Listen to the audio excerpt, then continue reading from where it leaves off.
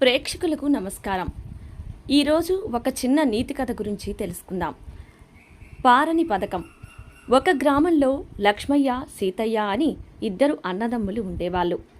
తల్లిదండ్రులు పోయాక వాళ్ళు తమకు గల కొద్దిపాటి భూమిని సమంగా పంచుకుని వేరువేరు కాపరాలు పెట్టారు.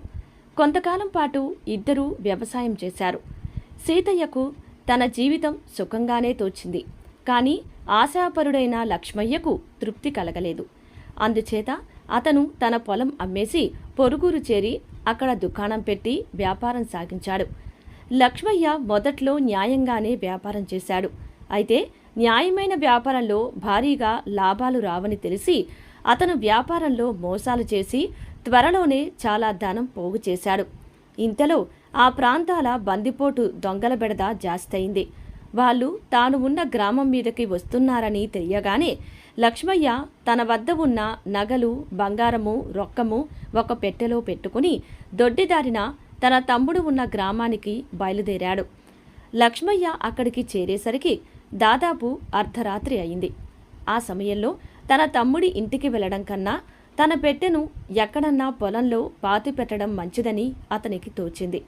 ఎందుకంటే తన దగ్గర అంత డబ్బు ఉన్నదని తెలిస్తే తమ్ముడు సీతయ్య అసూయపడవచ్చు, లేదా డబ్బు సహాయం కోరవచ్చు. అదీకాక బందిపోటు దొంగలు సీతయ్య ఉంటున్న గ్రామానికే రావచ్చు. అన్ని విధాలా ఆలోచించిన లక్ష్మయ్య తన పెట్టెను ఆదరాబదరా ఒక పొలంలో పాతిపెట్టి తన గ్రామానికి తిరిగి వెళ్ళాడు. లక్ష్మయ్య తన ఇంటికి తిరిగి వచ్చేసరికి బందిపోటు దొంగలు అతని దుకాణాన్ని కొల్లగొట్టి సరుకంతా పట్టుకుపోయారు. ఊళ్ళో వాళ్లతో పాటు లక్ష్మయ్య కూడా తనకు ఉన్నదంతా దొంగలు దోచుకున్నారని ఏడ్చి తాను తన తమ్ముడు ఊళ్ళో దాచిన నగల పెట్టె తెచ్చుకోవడానికి బయలుదేరాడు.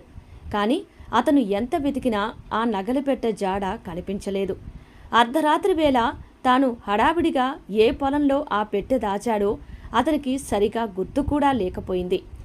నగల పెట్టె కూడా పోయేసరికి లక్ష్మయ్య తన తమ్ముణ్ణి ఆశ్రయించవలసిన వాడైనాడు.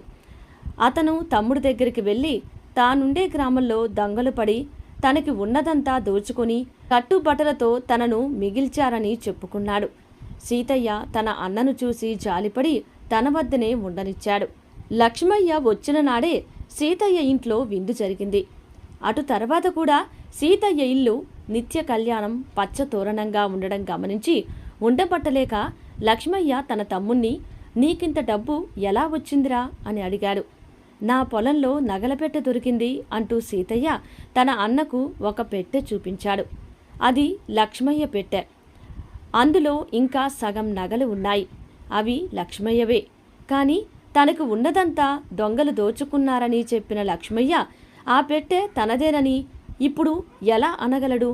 ధనలోపం కొద్దీ అంటున్నాడని, తన తమ్ముడికి దొంగతనం అంటగడుతున్నాడని ఆరోపించి తనను ఊళ్ళో వాళ్ళు కాకులు పొడిచినట్టు పొడుస్తారు. అందుచేత లక్ష్మయ్య ఆ పెట్టెను గురించి నోరెత్తక తన తమ్ముడి దగ్గర డబ్బు అప్పు తీసుకొని పొలం కొనుక్కొని వ్యవసాయంలో ప్రవేశించి తన రాబడిలో సగం తమ్ముడికి చెల్లు వేస్తూ తన గ్రామంలోనే స్థిరపడిపోయాడు. ఇదండి విన్నారుగా పారని పథకం కథ. సర్వేజన సుఖినో భవంతు.